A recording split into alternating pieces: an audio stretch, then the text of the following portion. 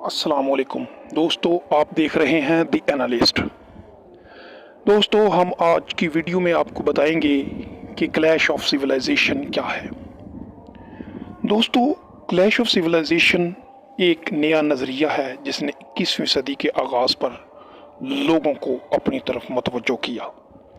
दोस्तों, ये Samuel P Huntington एक अमरीकी मुफक्कर हैं। उन्होंने अपनी एक किताब क्लैश ऑफ सिविलाइजेशन में ये नज़रिया पेश किया। उन्होंने कहा कि आने वाले दौर में सकाफ़तें और कल्चर आपस में सफ़अरा होंगी। उन्होंने कहा कि दुनिया के बड़े मज़हब आपस में टकराने वाले हैं।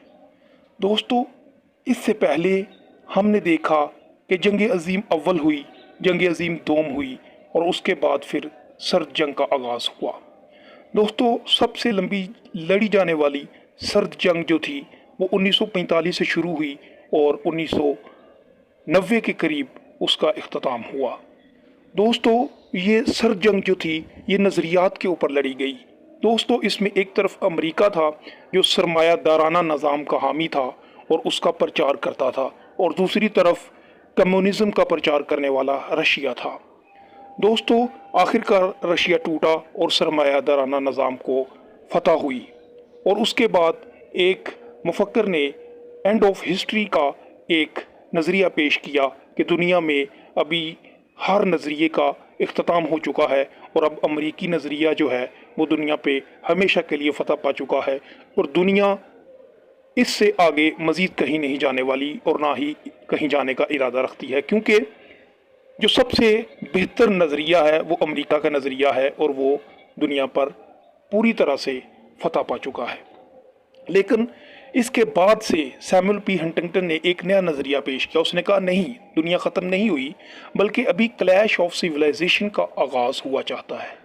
अभी सिविलाइजेशन तहजीबें जो हैं वो आपस में लड़ेंगी। सैमुअल पी हंटिंगटन कहता है कि शुरू में लोग वेल्थ के ऊपर लड़ते थे, मुल्क जो हैं वो आपस में जंग करते थे, उनका मकसद जो है वो ज़मीन हासिल करना, जागीर हासिल करना था या दौलत हासिल करना था। इसके लिए आपने देखा कि यूरोप में दो बड़ी जंगें अजीम लड़ी गईं। उसके बाद दूसरा जो पॉइंट ऑफ व्यू उनका था, दूसरी जो जंगें लड़ी गईं, जो सर्द जंग लड़ी गई, वो नज़रियात के ऊपर थी। उन्होंने कहा कि आने वाली जंग जो है वो ना तो दौलत पे लड़ी जाएगी और ना ही वो नज़रियात पर लड़ी जाएंगी, बल्कि वो मज़हब पर लड़ी जाएंगी और वो सकाफ़त पर लड़ी जाएगी, कल्चर पर लड़ी जाएगी। तो उसने कल्चर को एक बड़ी क्लासिफिकेशन में डिवाइड किया और उसका नाम तहज़ीब रखा। और तहज़ीब जिसे हम सिविलाइजेशन कहते हैं, सिविलाइजेशन जो है वो दुनिया में उसने 7 बड़ी सिविलाइजेशन में पूरी दुनिया को उसने तकसीम किया। उसने कहा कि सबसे बड़ी सिविलाइजेशन जो है वो मगरब की सिविलाइजेशन है, जिसमें यूरोप आता है, जिसमें अमेरिका आता है, नॉर्थर्न अमेरिका और यूरोप जो है उसमें आता है। उसने कहा कि ये जो मगरबी तहज़ीब है ये सबसे बड़ी तहज़ीब है। ये इतनी बड़ी तहज़ीब है कि इसने पूरी दुनिया को अपनी लपेट में लिया हुआ है और ये सबसे डोमिनेंट तहज़ीब है। उसके बाद दूसरी बड़ी तहज़ीब को वो इस्लामी तहज़ीब कहता है। इस्लामी तहज़ीब दुनिया में एक तो सेंटर पे है, ये बिल्कुल मिडल ईस्ट में है, ये सेंट्रल एशिया है, ये साउथ एशिया है, और काफ़ी ज़्यादा जगहों पे ये फैली हुई तहज़ीब है। क्योंकि इसमें कोई जो है इतनी ताकतवर तहज़ीब ये नहीं है, लेकिन उसके बावजूद ये एक काफ़ी ज़्यादा ज़मीन के ऊपर फैली हुई और काफ़ी ज़्यादा मानने वाले, इसकी पॉपुलेशन के एतबार से ये काफ़ी बड़ी तहज़ीब है। ये छोटे छोटे कमज़ोर मुल्क और तकसीम किए हुए मुल्क हैं, लेकिन ये भी एक बड़ी तहज़ीब कहलाती है। तो इस तरह 2 बड़ी तहज़ीबें, एक मगरबी तहज़ीब और एक इस्लामी तहज़ीब।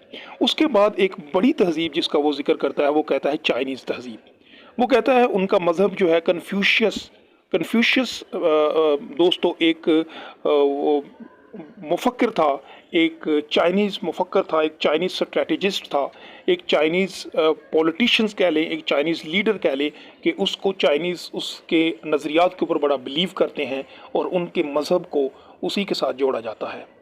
बेसिकली वो बेदीन होते हैं, लेकिन कन्फ्यूशियस की नज़रियात को मानने वाले को कन्फ्यूशियस सिविलाइजेशन कहा जाता है। और ज़्यादातर चाइना और चाइना से रिलेटेड जो कंट्रीज़ हैं उसमें सिंगापुर आता है, ताइवान आता है, हांगकांग आता है, और इस तरह चंद एक छोटे छोटे मुल्क और आते हैं जो चाइनीज़ पॉइंट ऑफ व्यू रखते हैं। उन्हें कन्फ्यूशियस की तहज़ीब कहा गया है। दोस्तों, चौथी बड़ी तहज़ीब रशियन तहज़ीब है, ऑर्थोडॉक्स रशियन, जो कि क्रिश्चियनिटी की ही एक ब्रांच है। उसको फोर्थ सिविलाइजेशन कहते हैं। फिफ्थ सिविलाइजेशन वो कहता है हिंदू सिविलाइजेशन, जो कि सिर्फ इंडिया तक महदूद है। और छठी बड़ी तहज़ीब वो कहता है कि लैटिन अमेरिका जो है वो एक ऐसी तहज़ीब है जो कि छठी बड़ी तहज़ीब है। और फिर अफ्रीकन, जो ब्लैक अफ्रीकन है, गैर मुस्लिम हैं और ब्लैक पीपल हैं अफ्रीका के, वो एक सातवीं तहज़ीब है।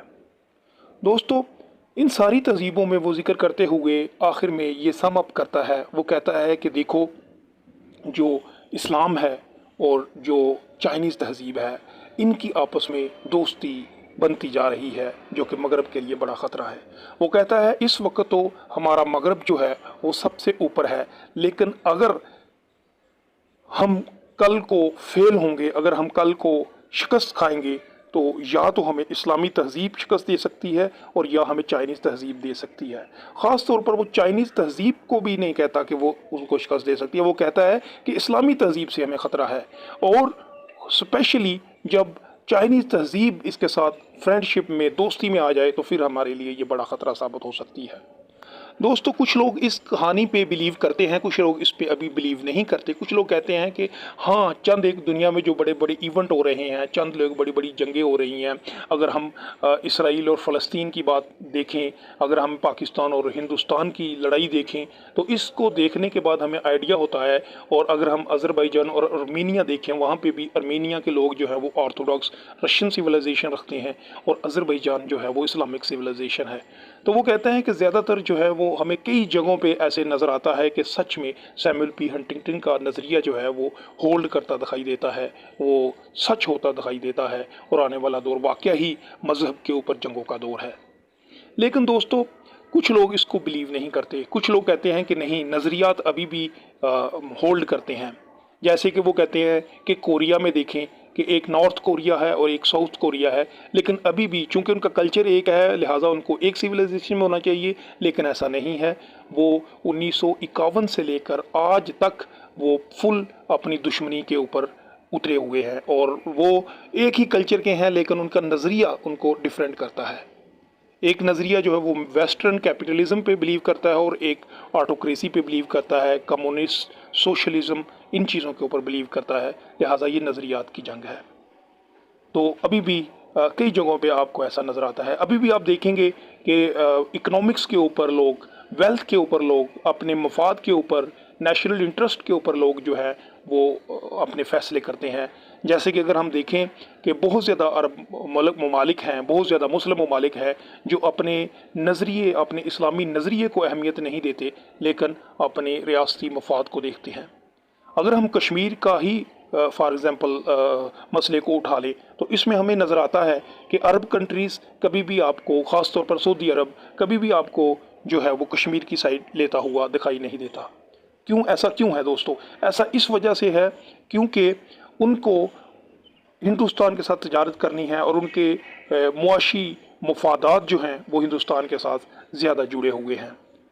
अगर देखा जाए, अगर क्लैश ऑफ सिविलाइजेशन को माना जाए, तो उनको चाहिए कि वो पाकिस्तान के साथ जुड़कर वो मज़हब की बुनियाद के ऊपर, इस्लाम की बुनियाद के ऊपर पाकिस्तान की सपोर्ट करें, और ये जो कश्मीर का मसला है इसके ऊपर पाकिस्तान की आवाज़ के साथ आवाज़ मिलाएं। लेकिन ऐसा नहीं है। इसके अलावा और भी बहुत से मुल्क हैं। अगर हम तुर्की को देखें, तो तुर्की के तल्लुकात जो हैं वो इसराइल के साथ बिल्कुल ठीक हैं, उसके साथ वो डिप्लोमेटिक तल्लुकात जारी रखे हुए हैं, और दूसरे ममालिक के साथ जो हैं वो ये भी कहता है कि मैं इस्लामिक दुनिया का जो है वो प्रचार करता हूँ, मैं इस्लामी ममालिक का खिदमतगार हूँ, या मैं उनका बहुत हमदर्द हूँ, लेकिन उसके बावजूद जो है उसके इसराइल के साथ अच्छे तल्लुकात हैं। लेकिन इन सारी चीज़ों से ये चीज़ ज़ाहिर होती है कि आज भी ममालिक जो हैं वो नज़रियात के ऊपर अड़े हुए हैं और अपने मफादात के ऊपर अड़े हुए हैं, वो अपनी तहज़ीब की बुनियाद पर लोगों से जंगें नहीं लड़ते और ना ही जंग का इरादा रखते हैं। दोस्तों, ये था आज की वीडियो का इतना ही। अपना ख्याल रखिएगा और देखते रहें, हमारे पेज को फॉलो करते रहें। द एनालिस्ट आपको मुख्तलिफ आरा से और इसी तरह की इंफॉर्मेशन से मुस्तफ़ीद करता रहेगा। शुक्रिया।